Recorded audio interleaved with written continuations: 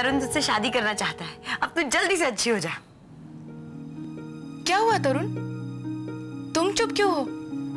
कुछ कहते क्यों नहीं? आई लव यू ना सही, कम से कम आई एम सॉरी तो कहो। सॉरी किस लिए? इतने दिन जो तुझसे मिलने नहीं आया, और किस लिए?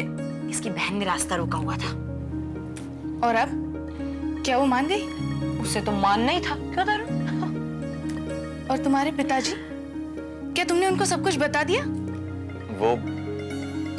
वो एक्चुअली है नहीं यहाँ पे इस वक्त। हाँ, वो कल आने वाले हैं। और मैं तो ये कहती हूँ कि उनके आने से पहले तुम दोनों शादी कर लो। हाँ, मैं भी यही सोच रहा था।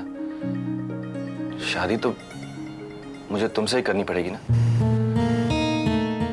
करनी पड़ेगी मतलब सीधा सा है कि भाई तुमसे प्यार करता है, और जो प्यार करता है वो शादी तो करता ही है ना, तो करेगा शादी। हाँ, इसीलिए तो मैं यहाँ आया हूँ। जैस्मिन, तुम चाहती हो कि मेरी शादी मिनी से हो जाए, तो ये कल सुबह ही कर लेते हैं ना, पापा के आने से पहले, ताकि अगर वो चाहें भी तो कुछ नहीं कर पाएंगे।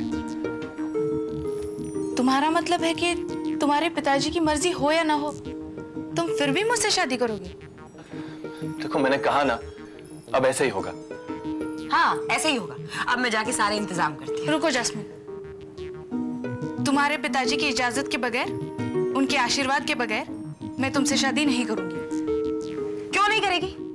क्योंकि ये जानती है जैस्मिन कि ऐसा करने से मेरे पापा मुझे घर से निकाल देंगे, मैं गरीब हो जाऊंगा, और वो दौलत, मेरी दौलत जिसकी वजह से मुझसे शादी करना चाहती है, वो उसे नहीं मिलेगी। तरुण, मुझे तुम्हारी दौलत नहीं, तुम्हारा प्यार चाहिए, तुम्हारी खुशी चाहिए। मैं तो हर हाल में तुम्हारे साथ रह लूंगी। अपनी बर्बादी से तो तुम डरते हो, क्योंकि तुम जानते हो कि तुम्हारे पिताजी की दौलत के बगैर तुम कुछ भी नहीं हो।